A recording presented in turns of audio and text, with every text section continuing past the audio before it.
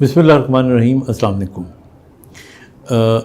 हमने एक प्रोग्राम किया था रिस्ट ड्रॉप के ऊपर, यानी वो लोग जिनकी ये जो कलाई है यहाँ से हाथ नीचे गिर जाता है, ड्रॉप कर जाता है।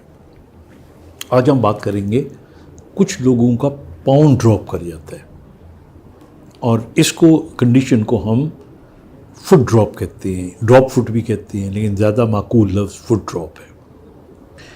जिस तरह कलाई के अंदर रेडियल नर्व जो है ये अगर डैमेज हो जाए तो ये ड्रॉप कर जाता है, इसी तरह पाँव जो है इसके अंदर एक नर्व होती है जो शियाटिक नर्व से निकलती है और उसको CPN कहते हैं, कॉमन पेरोनियल नर्व।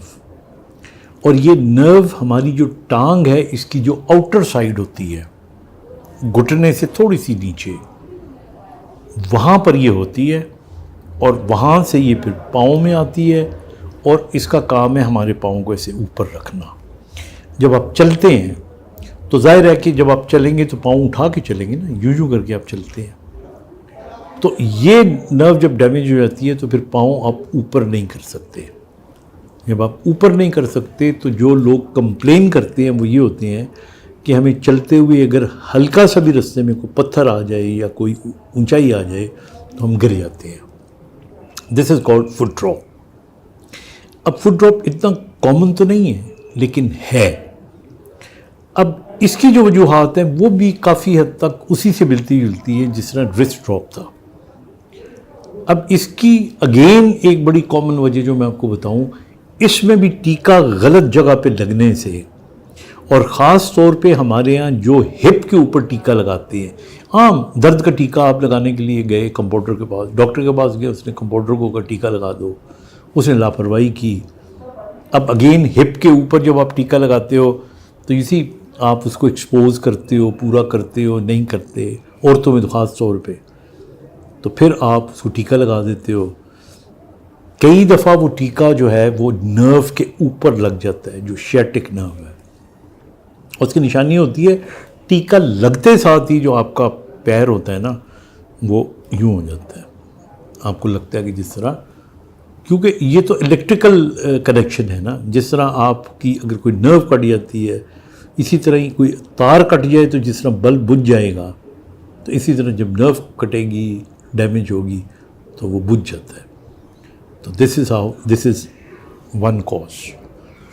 दूसरी कॉज इसकी होती है कि बाज़ औक़ात कमर के अंदर जो डिस्क है, ख़ास तौर पे L4, 5, S1, ये अगर बल्ज कर जाए तो ये वहाँ से जो नर्व निकल रही होती है उसके ऊपर अगर बहुत ज़्यादा डैमेज कर दे तो उससे ये नर्व डैमेज हो जाती है।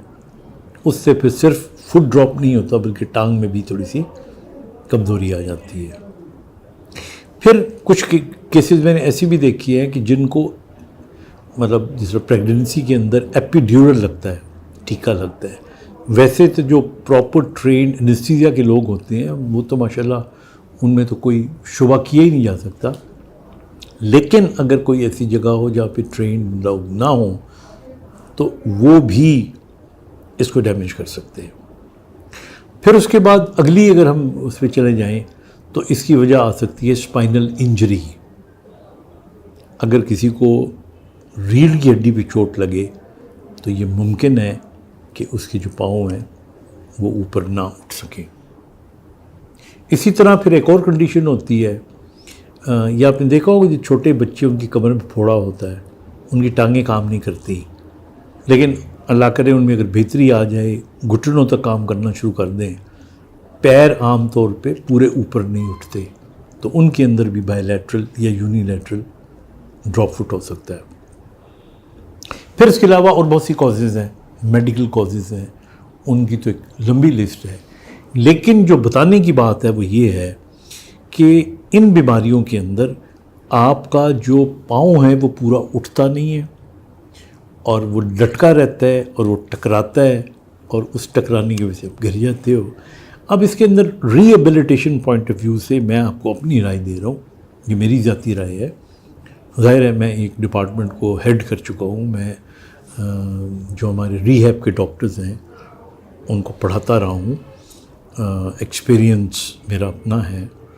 ہم MBBS کرنے کے بعد تقریباً 4 سال کا کورس ہوتا ہے, FCPS وہ کرواتے رہے ہیں. تو ہم نے اس میں دیکھا ہے کہ ایک تو نمبر 1 اگر یہ چوٹ لگنے کے بعد یہ ڈیمیج آیا ہو تو ہمیں فوری طور پہ AFO کہتے ہیں کہ جی آپ عام سمجھ میں سوچ لیں کہ ایک جوتا ہوتا ہے, وہ نہیں پہنانا چاہیے, تھوڑا سا ویٹ کرنا چاہیے, تھوڑا سا ریکوری کا انتظار کرنا چاہیے. کیونکہ جب آپ وہ پہنا دیتے ہیں جس کو AFO کہتے ہیں تو پھر اپنی موومنٹ تو پیشنٹ کی رک جاتی ہے نا, تو عین ممکن ہو سکتا ہے کہ اس کو سٹیمولس نہ ملے. ہاں باہر جانا ہو, لمبا پھرنا ہو تو آپ جس طرح میں نے یہ آپ کو دکھایا تھا کوک اپ اسپرنٹ کے اندر, یعنی بازو کے لیے, اسی طرح پیروں کے لیے بھی ملتا ہے, وہ آپ لگا سکتے ہو. اس کو AFO اینکل فٹ آرتھوسس کہتے ہیں. اور ادروائز اس میں آپ پھر ہم ریفر کرتے ہیں ایسے پیشنٹس کو فزیوتھراپسٹ کے پاس. جو فزیوتھراپسٹ ہوتے ہیں وہ بڑے اچھے ٹرینڈ فزیوتھراپسٹ ہیں پاکستان کے. ان کا کام ہوتا ہے پھر وہ ورزشیں کروائیں, کئی ان میں سے الیکٹریکل اسٹیمولیشن کرواتے ہیں. so whatever they do, یہ ان کا ڈومین ہے, وہ ان کو ٹریٹ کرتے ہیں. کسی وجہ سے اگر یہ بالکل ٹھیک نہ ہو اور بہت بڑا مسئلہ پیدا ہو گیا ہو تو یا پھر ان میں اسپیشل شوز اور یا پھر ہم ریفر کر دیتے ہیں سرجنز کو, جو کئی قسم کی اس میں سرجریز ہو سکتی ہیں. ایک اس کے اندر ٹینڈن ٹرانسپلانٹ ہو سکتا ہے, کیوں ہمارے جو ٹینڈنس ہوتے ہیں, لانگ فلیکسرز جنہوں نے پیر کو اوپر اٹھانا ہوتا ہے, ان کو شفٹ کر دیتے ہیں, ٹینڈن کو ٹرانسفر کر دیتے ہیں. This is one way of doing it. بعض اوقات اس کے اندر آرتھوڈیسس کر دیتے ہیں, وہ جو ہمارا پاؤں ہوتا ہے اس کی ہڈیوں کو جوڑ دیتے ہیں. لیکن اس میں میری رائے کی کوئی زیادہ اہمیت نہیں ہے. یہ an orthopaedic surgeon has to give an opinion. میں نے صرف آپ کو یہ بتانا ہے کہ جب بھی ٹیکہ لگوائیں وہ آپ ہپس کے اوپر, تو بالکل ہپ کے اوپر جہاں ہپ شروع ہوتا ہے وہاں لگوائیں, درمیان میں نہ لگوائیں. نمبر 2, اسی طرح اگر آپ کو چوٹ لگ جاتی ہے خاص طور پہ گھٹنے کے باہر والی سائڈ کے اوپر, تو اس کو سیریسلی لیں. بعض اوقات وہ چھوٹی چوٹ بعد میں آہستہ آہستہ نرو کو ڈی جنریٹ کر دیتی ہے.